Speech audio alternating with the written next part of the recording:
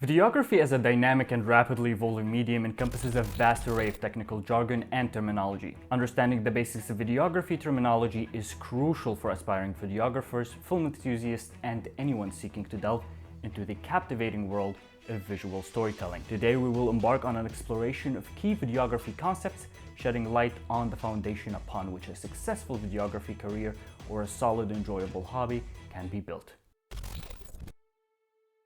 To comprehend the essence of videography, one must gain familiarity with two fundamental concepts: aspect ratio and resolution. Aspect ratio refers to the proportional relationship between the width and height of a video frame. Common aspect ratios include 4:3, standard definition, and 16:9, high definition. Resolution, on the other hand, relates to the number of pixels that constitute a video frame, determining its clarity and visual quality. Standard resolutions include 720p, 1280 by 720 pixels, 1080p, Full HD, 1920 by 1080 pixels, and 4K Ultra HD, 3840 by 2160 pixels, with the latter being the current industry standard. There is further resolutions which are used for filmmaking purposes, such as DCI 4K or 1.85:1, which is marginally wider than conventional 4K at 4096 by 2160. There is also 2.39:1, which is the most common modern cinema aspect ratio. The current social media standard is 9:16, which is just 16:9 rotated vertically or cropped horizontally. Frame rate and shutter speeds deeply impact how motion is captured and perceived in videography. Frame rate, denoted in frames per second, FPS,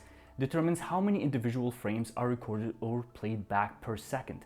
Common frame rates are 24 FPS in regions with 60 Hz electricity, such as North America and parts of Japan, and 25 FPS in regions with 50 Hz electricity, such as most of Afro-Eurasia and the other parts of Japan. The latter two are considered cinematic FPS. There's 30 FPS, which is the broadcast standard, and 60 FPS, which is often used for smooth motion or is slowed down to create slow motion footage. Shutter speed, measured in fractions of a second, controls the duration for which light hits the camera sensor during each frame. It influences the overall exposure of the image and can be adjusted to achieve effects like motion blur or freezing fast-paced motion. A good practice to achieve more natural looking footage can be done by setting your shutter angle at 180 degrees or setting your shutter speed at 1/2 times your frame rate. So if you're shooting at 30 FPS, set your shutter speed at 1/60th of a second.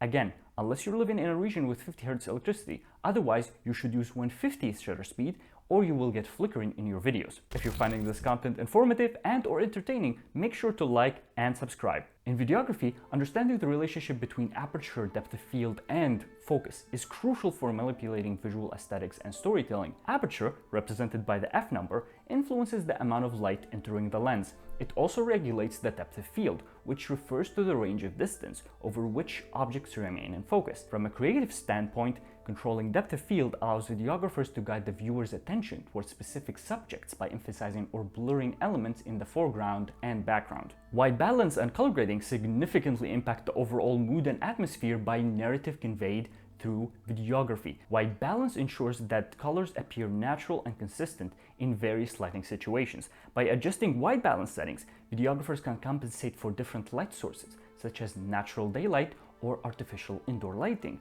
to maintain accurate color representation. It is highly discouraged to use automatic white balance due to it creating issues with consistency of footage during post-production. Color grading, on the other hand, involves modifying the color and tone of an image during post-production, allowing videographers to evoke specific emotions or establish a distinct visual style. Please be careful not to catch a case of gear acquisition syndrome, aka saving up and buying more and more cameras and lenses while often rarely using what you already have acquired. By delving into the basics of videography terminology, we have scratched the surface of an intricate art form that combines technical expertise and creative expression. Whether it is understanding the pillars of aspect ratio and resolution, mastering the interplay between frame rates and shutter speed, or harnessing the power of aperture and white balance, videography terminology is the cornerstone of visual storytelling. Armed with this knowledge, aspiring videographers can embark on a journey of self-expression, mastery, and unlimited creative possibilities in the captivating realm of videography. That's all for now. Hope it was informative and fun, and don't forget to like, subscribe, and comment down below if you have anything to share.